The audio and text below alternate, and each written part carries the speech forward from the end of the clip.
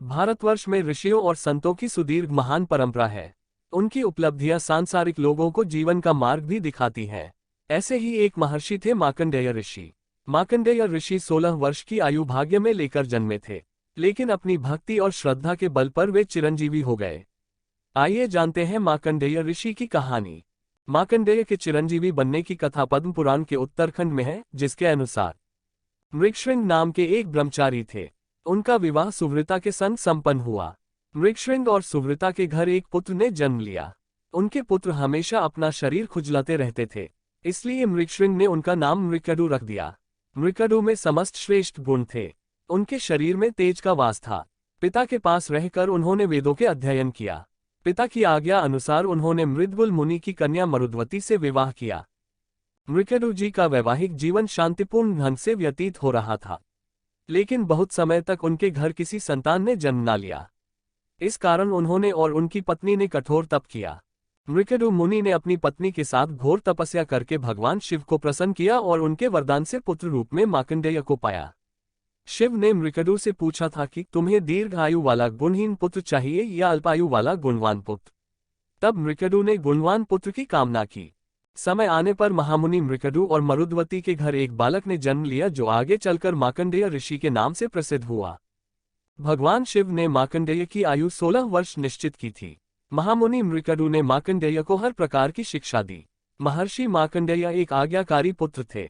जब मार्कंडेय का 16वां वर्ष प्रारंभ हुआ तो पिता शोक से भर गए। कारण पूछने पर जब पिता ने मार्कंडेय को अल्पायु की कथा बताई, तब वे माता पिता की आज्ञा लेकर दक्षिण समुद्र के तट पर गए और एक शिवलिंग स्थापित कर आराधना में जुट गए।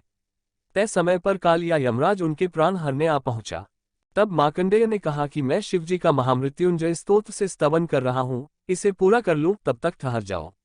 मगर काल नहीं माना और बलपूर्वक मार्कंडेय को ग्रसना चाहा। ठीक उसी समय शिवलिंग से महादेव प्रकट हुए और हुंकार भरकर मेघ के समान गर्जना करते हुए काल की छाती पर चरण से प्रहार किया। इसी घटना के बाद शिवजी का नाम कालांतक पड़ा, क्योंकि उन्होंने काल का अंत करना केवल मार्कंडेय के प्राणों की रक्षा की, बल्कि उनकी भक्ति से प्रसन्न होकर उन्हें सदा सर्वदा के लिए कालमुक्त भी कर दिया। मार्कंडेय ऋषि की श्रद्धा और आस्था देखकर भगवान शंकर ने उन्हें अनेक कल्पों तक जीने का वरदान दिया। मरणासन व्यक्ति की प्रांक्षा में समर्थ महामंत्र महामृत्युंजय की ख्याति मार्कंडेय के ही कारण है। इस मंत्र पर लोक आस्था इतनी अधिक है कि वैदिक मंत्र होने के बावजूद महामृत्युंजय मंत्र मार्कंडेय रचित माना जाता है। मार्कंडेय इतने महान ऋषि हैं कि उनकी उपस्थिति भगवान श्रीराम के युग से पहले श्रीराम कथा में और तदनंतर महाभारत काल तक सुलभ है। मार्कंडेय पुराण इन्हीं की रचना है, जिसका एक अंश वह दुर्गा सप्तशती है, जिसका नवरात्र में सश्रद्धा पारायण किया जाता है। मार्कंडेय ने हजार हजार युगों के अंत में होने वाले अनेक महाप्रलय देखे हैं। नैके युग सहस्रांतास्त्वया दृष्टा महामुने वाक्य इसी का प्रमाण है। इस महाकाव्य में इन महामुनि को अजर अमर कहा गया है। महाभारत में लिखा है कि जब मार्कंडेय वनवास अवधि में युधिष्ठिर आदि पांडवों से मिलने पहुंचे, तब अजराश्चाम्रश्चैव रूपोदार्य गुणान्वित व्यदृश्यत तथा युक्तो यथा स्यात् पंचविंशिक, अर्थात वे रूप और उदारता आदि गुणों से संपन्न तथा अजर अमर थे। वैसे बड़े बूढ़े होने पर भी वे ऐसे दिखाई देते थे मानो 25 वर्ष के तरुण हों। महर्षि मार्कंडेय को पुराणों में अष्ट चिरंजीवियों में एक माना गया है। इस संबंध में प्रसिद्ध श्लोक है अश्वत्थामा बलिर्व्यासो हनुमांश्च विभीषण कृप परशुरामश्च सप्तेतै चिरजीविन सप्तैतान् संस्मरेन् नित्यं मार्कंडेयमथाष्टमम् जीवेद्वर्षष्टम सोऽपि सर्वव्याधि विविजित। अर्थात अश्वत्थामा, दैत्यराज बलि, वेद व्यास, हनुमान, विभीषण, कृपाचार्य, परशुराम और मार्कंडेय ऋषि सदैव जीवित हैं। इनका स्मरण सुबह सुबह करने से सारी बीमारियां समाप्त होती हैं और मनुष्य 100 वर्ष की आयु प्राप्त करता है। इन सब में भी अकेले मार्कंडेय हैं जो ब्रह्मा जी को छोड़ आयु में शेष सभी से बड़े हैं। महामृत्युंजय मंत्र और मार्कंडेय गायत्री मंत्र की भांति महामृत्युंजय मंत्र भी अत्यंत महिमावान व प्रभावी है। महामृत्युंजय मंत्र मरणासन व्यक्ति की मृत्यु से रक्षा करने में कारगर माना जाता है। महत्वपूर्ण है कि यह मंत्र सबसे पहले ऋग्वेद के 7वें मंडल के 59वें सूक्त में आया। रुद्र देवता के प्रति ऋषि वशिष्ठ द्वारा अनुष्टुप छंद में कृत यह इस सूक्त का 12वां मंत्र है, जो बाद में यजुर्वेद से होते हुए अन्यत्र पहुंचा। मगर लोक विश्वास है कि महामृत्युंजय मंत्र की रचना मार्कंडेय ने ही की और इसी के बल पर स्वयं को मृत्यु से बचाकर चिर जीवन पाया। इसीलिए प्रियजनों को जीवन दान के निमित्त लोग इसका जाप कराते हैं। जबकि सच यह है कि मार्कंडेय इसके रचयिता नहीं है, केवल जाप करता है। हालांकि पद्मपुराण के अनुसार मार्कंडेय ने जिस महामृत्युंजय स्तोत्र का पाठ किया था वह ओम त्र्यंबकम यजामहे न होकर दूसरा था और स्वयं मार्कंडेय रचित था। वैसे भी महामृत्युंजय मंत्र इसलिए मार्कंडेय रचित नहीं है क्योंकि मार्कंडेय वैदिक काल में नहीं थे, उनकी उपस्थिति पुराण काल में है और वे पुराणों व महाकाव्यों के परम सम्मानित महामुनि हैं। राम के बराती बने थे मार्कंडेय। आदिकाव्य वाल्मीकि रामायण के अनुसार मार्कंडेय महाराज दशरथ के ऋत्विज यज्ञ कराने वाला थे और भगवान श्रीराम के विवाह में बराती बन मिथिला गए थे। रामायण के बालकांड के श्लोक वसिष्ठो वामदेवश्च जाबालिर्त कश्यप मार्कंडेयस्तु दीर्घायु ऋषि कात्यायनस्तथा अते द्विजा प्रयांतवग्रेस्यन्न युजयस्व में के अनुसार वशिष्ठ, वामदेव, जाबाली, दीर्घजीवी मार्कंडेय तथा कात्यायन सभी ब्रह्मर्षि थे और इनका रथ दशरथ के रथ के आगे आगे चलकर राम के विवाह में अयोध्या से मिथिला पहुंचा था। दशरथ की मृत्यु होने पर दूसरे दिन प्रातःकाल राजसभा पहुंचकर इन्होंने ही वशिष्ठ को दूसरा राजा नियुक्त करने का परामर्श दिया था। श्रीराम के आमंत्रण पर ये उनकी सभा में पधारे थे और राम ने इनका सत्कार किया था। इतना ही नहीं, मार्कंडेय सीता के रसातल में प्रवेश के भी साक्षी बने थे।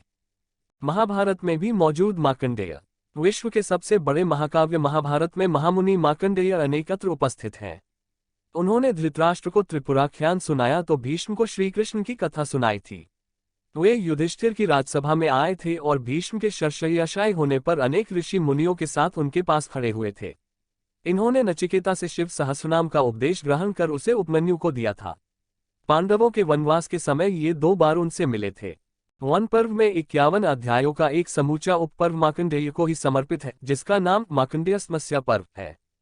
इस अवसर पर काम्यकवन में पांडवों के पास उपस्थित स्वयं भगवान श्रीकृष्ण ने मार्कंडेय का पूजन किया था। तब अर्जुन 5 वर्षों तक देवताओं के पास रहकर दिव्यास्त्र लेकर लौटे थे और श्रीकृष्ण पत्नी सत्यभामा के साथ अर्जुन से मिलने काम्यकवन आए थे। इस विस्तृत उपपर्व में मार्कंडेय ने कर्मफल सहित अनेक प्रश्नों पर जो उपदेश दिया वह महाकाव्य की अनमोल धरोहर है। दूसरी बार मार्कंडेय पांडवों के पास तब पहुंचे थे जब वनवास के अंतिम दिनों में जयद्रथ ने द्रौपदी का हरण कर लिया था और युधिष्ठिर परम शोकाकुल थे। उस समय मार्कंडेय ने ही भगवान श्रीराम और सावित्री की कथाएं सुनाकर युधिष्ठिर को धीरज बंधाया था। उन्होंने युधिष्ठिर से कहा था कि श्रीराम के कष्ट के सामने तुम्हारा कष्ट अनुमात्र भी नहीं है, फिर क्यों दुखी होते हो। मार्कंडेय पुराण और मार्कंडेय। अधिकांश पुराणों में मार्कंडेय का सादर स्मरण किया गया है। स्वयं मार्कंडेय के नाम से एक मार्कंडेय पुराण है। डॉक्टर पांडुरंग वामन काने ने अपने धर्मशास्त्र का इतिहास में इस पुराण को आरंभिक पुराणों में 1 और 4वीं से 6वीं शताब्दी के बीच की रचना माना है। इसमें व्रत, तीर्थयात्रा और शांति पर श्लोक नहीं है, किंतु आश्रमों के कर्तव्यों, राजधर्म, श्राद्ध, नरकों, कर्मविपाक, सदाचार और योग सहित भूगोल पर भी बहुत बातें हैं।